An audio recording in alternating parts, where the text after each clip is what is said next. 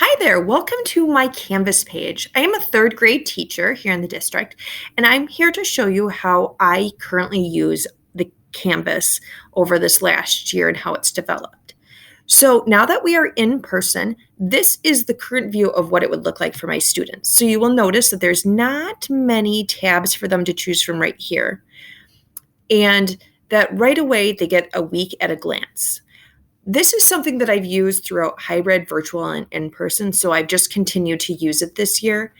And my goal for this is that I want it to be a one-stop shop for my students, where instead of me sending them link after link after link, they can just come right to this page and find anything that they may need for our class. So, for example, on Monday, they know that for writing, they can just click right here. For reading, it would be right here. I wanted to save time and frustration from my students because I often found that telling them to go to this link like epic.com or to go to Typing Club, they were often confused or didn't type it in right. So the purpose of my page was really to make things easier on my students where we would save time and frustration. So this isn't everything that I'm teaching that day. This is only what is virtually accessible to them that they may need on Monday. So this week at a glance could vary every week of what is on here based on what the students may or may not need. And then below that is some links for my students. If they work with a specific teacher, they would just click on these resource buttons that would take them to specific assignments for them. Then at the bottom, you will find a variety of buttons. These buttons will probably change next year where I won't have as many, but this is currently what I have.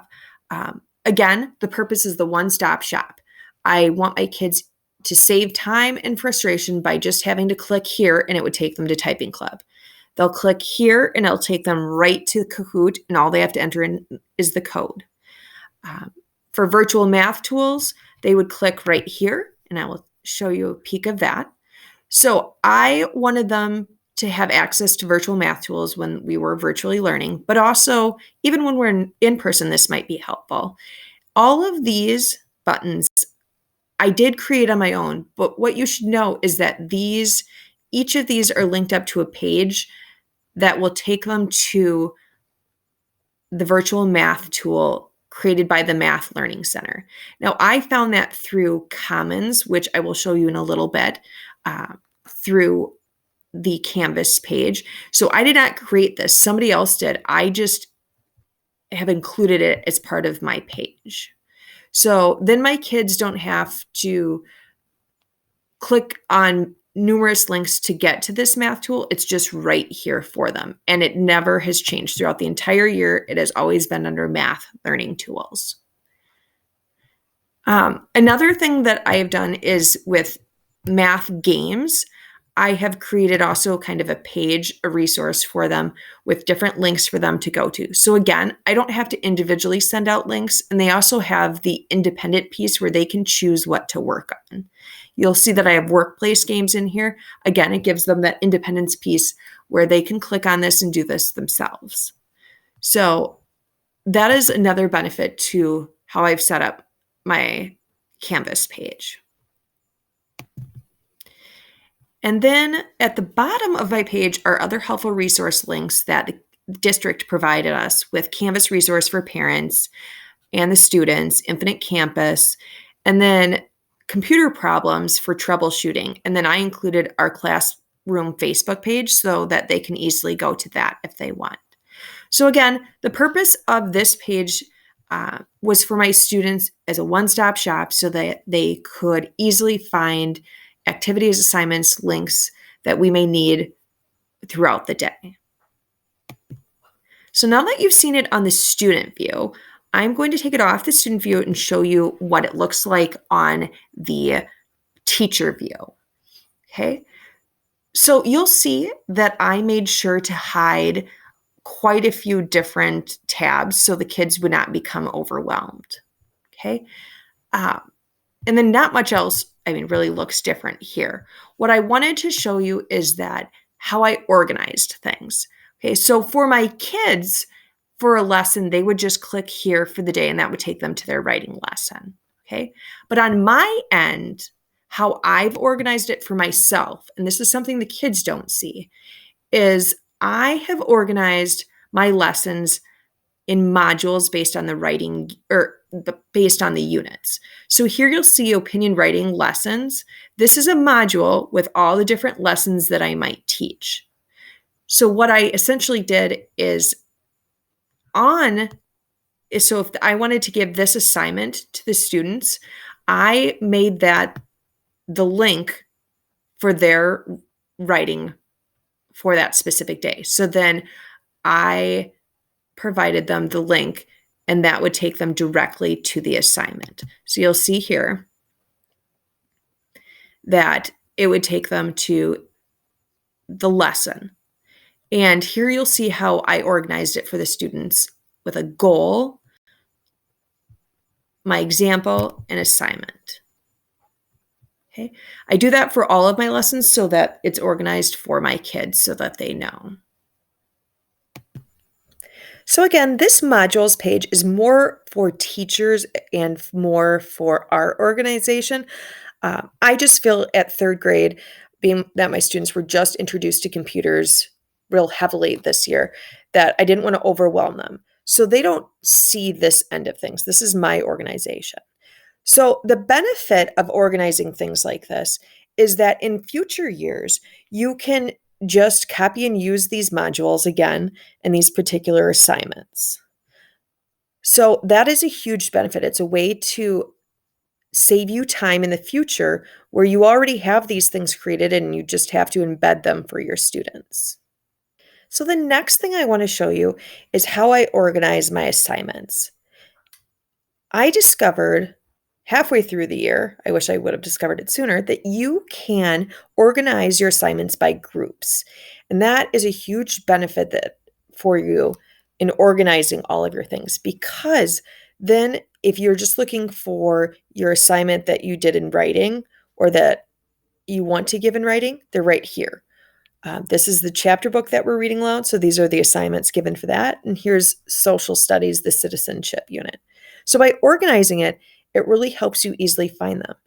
Additionally, when you go into the grade book, you can search by assignment group and then it'll pull up all these. So if you are grading writing, let's say, it'll pull up all of these assignments and then you can put them in the grade book right away because they're all gathered together.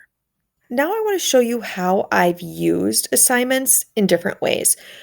I cannot tell you how awesome it is to be able to embed Flipgrid and Nearpod assignments into your lessons. So if that is something that you often use in the class, definitely try to learn how to add Flipgrid into your lessons. It is really easy to do.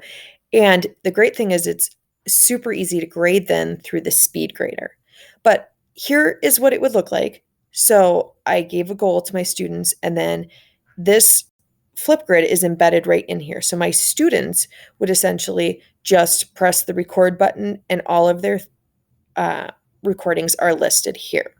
The other tool that I wanted to show you is that in assignments, you can also embed Nearpod and it comes right in here. So again, a huge time saver because my kids would only have to click on this link on our homepage. So that they would just click on this and it would take them right to this page where it gives them the goal, their lesson, assignment, and then the activity.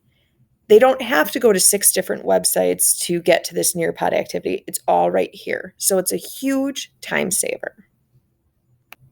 Okay, so the next thing I wanted to show you is how I used quizzes. Again, a great thing to use in Canvas, and it also can be a time saver at times for you because it'll score things automatically for you if it's multiple choice, matching, or anything like that. So here's an example of a math quiz that I gave. You will see that I could embed a picture to go with the story problem. And I took those right from Bridges. And then I gave them the multiple choice. Okay, so you'll see this one down here. And again, multiple choice. So this one's just an example of multiple choice. Now, here's what it looks like on my end when it's done. So here's the speed grader. And what it'll do is it'll automatically correct for me what the child chose. I can also make additional comments. I can override any of the quizzes. So if I felt that she deserved this one right, I could change it if I wanted. So I absolutely love that. Another reason why I love it is for the differentiation piece. So some of my kids really struggle with explaining their thinking. So I found that if you choose on the quiz the choice of essay question, it gives the possibility for the child to either submit a picture, to submit a video, or to submit their thinking in writing on the computer. That gives every child an opportunity to explain their thinking. And my students have found it to be really fun because they can act like teachers. And I have found it helpful because there's times where I may not have understood what they had written on their paper, but with them explaining it to me in this short video, I then understand what they were thinking and how they did their work. So that is something that I found that I really also enjoy. And the kids seem to also enjoy it too. Another positive about the quizzes is that you can use this moderate the quiz. So let's say one of your students comes up to you and says, "Oh, Misty, I made a mistake on accident." So you can come to moderate this quiz and quickly go in and give them the chance to take it again. So you would just come here and edit and give them another attempt. So it's a great way. It also gives you some insight into how long they worked on it. So that's also very helpful. To conclude, my advice for you going into this Canvas world is that to take it in small bites. Okay? Don't overwhelm yourself. Say and give yourself a goal each week.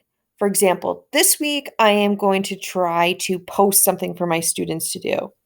Then once you feel comfortable with that, then try adding an assignment or a quiz. But don't try to do it all at once. That can be overwhelming. Also, be prepared that you may have to make changes as you work through it. And it's a learning process. That too is okay. And you will learn along with the kids. And sometimes they'll teach you things. Uh, the other thing that I would suggest always to do is to always use this student view up here. It gives you a great view of what the student will see on their end. Okay, you can do this for most of the assignments, the quizzes. You're called the test student, and I have found that to be really helpful for modeling with the kids. The other things that I want to tell you is that don't be afraid to ask your colleagues or anybody in the district that is already using Canvas for what they have created or what they have may already have done. Because if we all work together and share our quizzes and our assignments for mystery science, bridges, or any, it's going to take us all a lot less time. So don't be afraid to ask other schools, other colleagues for their modules or how it looks on their end. Lastly, I would suggest downloading the app for Canvas on your phone because it's a super easy way for you to quickly grade, especially if it's Flipgrid videos. You can just quickly slide through them and press check, check, check, check. I almost find that easier than using the gradebook on here. And then also, I would suggest joining Canvas for elementary teachers on Facebook. That has been a lifesaver for me in answering questions, problems, suggestions they might have for me. And they always are up to date and telling you what's coming or giving you a heads up. So, those are the things that I would do to prepare yourself. And also, take a deep breath. You've got this. Enjoy Canvas, my friends, and enjoy the journey.